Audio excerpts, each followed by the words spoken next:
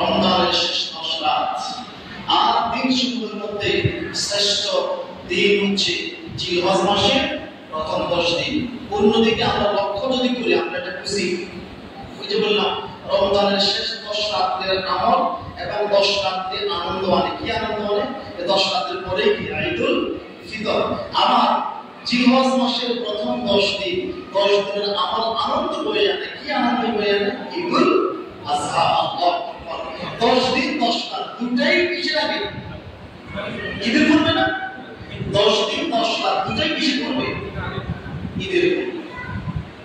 অথচ দুর্ভাগ্যজনক বিষয় হচ্ছে রমজানের শেষ 10 রাত্রিতে আমাদের মা বোনরা পুরুষরা শপিং করার নিয়ে ব্যস্ত। কি নিয়ে ব্যস্ত? কথা বলেন না, কি নিয়ে ব্যস্ত? শপিং করার নিয়ে ব্যস্ত। রমজানের শেষ 10 রাত্রিতে পুরুষরা মা বোনরা সবাই শপিং করা কেনাকাটা নিয়ে ব্যস্ত। আমলের খবর নাই। এমনি করে জিলহজ মাসের প্রথম 10 দিন গরু হাটে ছাগল করতে ব্যস্ত। আমল করার সময় নেই।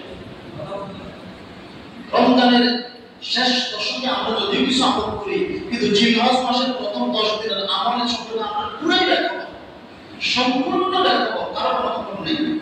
বুঝে না মানুষ, বুঝতে পারলে দেখতে পারে না, দিনের বেলা আমল করতে পারে, দিনে আমল করতে অসুবিধা আছে। এখন আসেন এই জিলহজ মাসে কি আমল করবেন? কোরআন হাদিস থেকে সংক্ষিপ্ত পরিশোধে কিছু আমল আছে। আমলগুলি সংক্ষিপ্ত আমরা আলোচনা করে দিব। যার যেহেতু সামনে জিলহজ মাস, তারা আমলগুলি করতে থাকে। তাওবা কি করা? তাওবা মানে কি? ফিরে আসা। কার দিকে ফিরে আসা? আল্লাহর দিকে ফিরে আসা। পূর্ববর্তী পাপ সমূহের জন্য আল্লাহর নিকট ক্ষমা প্রার্থনা করে পরবর্তীতে পাপ করব না, এই মর্মে আল্লাহর কাছে ওয়াদা করে ফিরে আসা।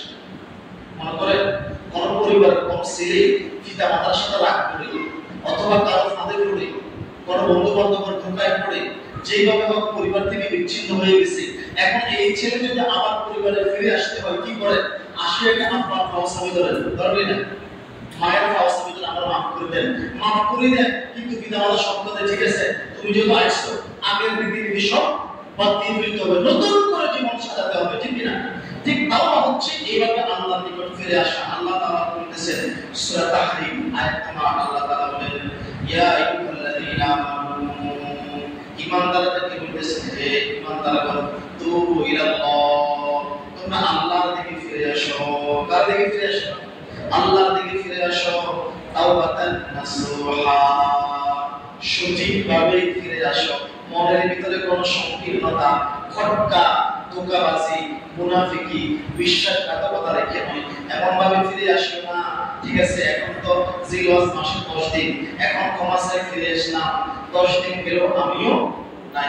রমজান মাসে দেখা মুসল্লিদের চাপাচাপি, কিন্তু রমজান গেছে আর মুসল্লিদের খবর নাই। এরকম ভাবে আল্লাহ ফিরে আসার জন্য বলে নাই। আর ওই পিতা দেখেন ওই সন্তানের প্রতি আমরা রাগান্বিত হই, যে সন্তান ক্ষমা চাই একবার পরে আসলো, আবার কোনো একটা বিষয় নিয়ে আবার চলে গেল, পিতা মাতা তার উপর সন্তুষ্ট হবে?